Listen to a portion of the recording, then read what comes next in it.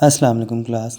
नहीं बेटा, आज हम रेस्पिरेटरी जो डिसऑर्डर्स है, रेस्पिरेटरी डिसऑर्डर्स के बारे में हम पढ़ रहे थे। तो जितने भी रेस्पिरेटरी और डिसऑर्डर्स हैं उसमें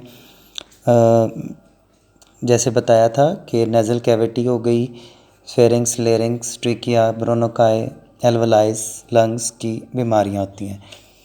तो आज का हमारा टॉपिक है नमूनिया। आमतौर पे हम इसके बारे में जानते भी हैं। ये आजकल जो वायरल इन्फेक्शन हुआ है इसका भी यही होता है कि एट द एंड पेशेंट नमूनिया में चला जाता है। तो वो कहते हैं नमूनिया इसका P silent is an infection of lungs. ये लंग्स में बेसिकली बेटा इन्फेक्शन हो जाता है, ठीक है। और ये इन्फेक्शन बाज़ुकात किसी एक साइड के फेफड़े में भी हो सकता है और दोनों में भी हो सकता है। जब ये दोनों फेफड़ों में ये इन्फेक्शन हो जाता है तो बेटा इसको फिर आम तौर पे कहा जाता है डबल नमूनिया, ठीक है जी। और नमूनिया का जो कॉजेज़ हैं उसमें जो सबसे मेन कॉज है वो एक ख़ास किस्म का बैक्टीरिया होता है, उसको कहते हैं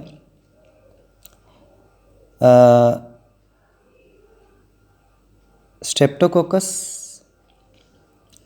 पेनुमिनाई। स्ट्रेप्टोकोकस पेनुमिनाई नामी एक बैक्टीरिया होता है जो इसकी सबसे मेन वजह होता है।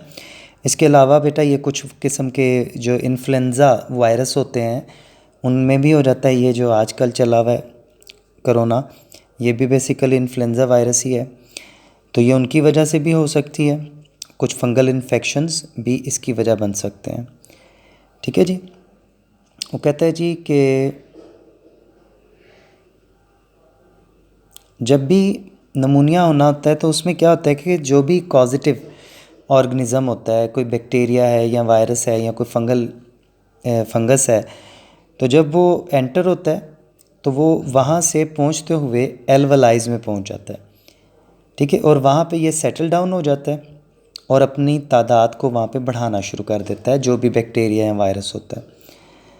Then they break the lung tissues, वो वहाँ पर लंग टिश्यूज़ को तोड़ना शुरू कर देता है।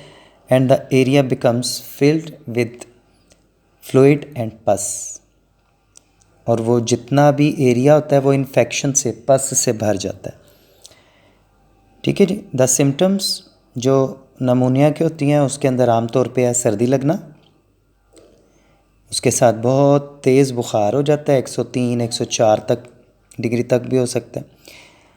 शिवरिंग होती है, कपकपी तारी होती है और खांसी भी आती है। उसके अंदर, खांसी के अंदर साथ में एक स्पेटम सा, मतलब आप फ़िलहाल इसको बलगम कह लो, वो भी बनता है, ठीक है। और पेशेंट में become short of breath, patient का जो सांस है वो रुकने लग जाता है। इसकी स्किन का जो कलर है वो चेंज होने लग जाता है। आमतौर पे ये जो कलर है वो थोड़ा सा डस्की यानी पर्पल सा हो जाता है, नीला पड़ जाता है।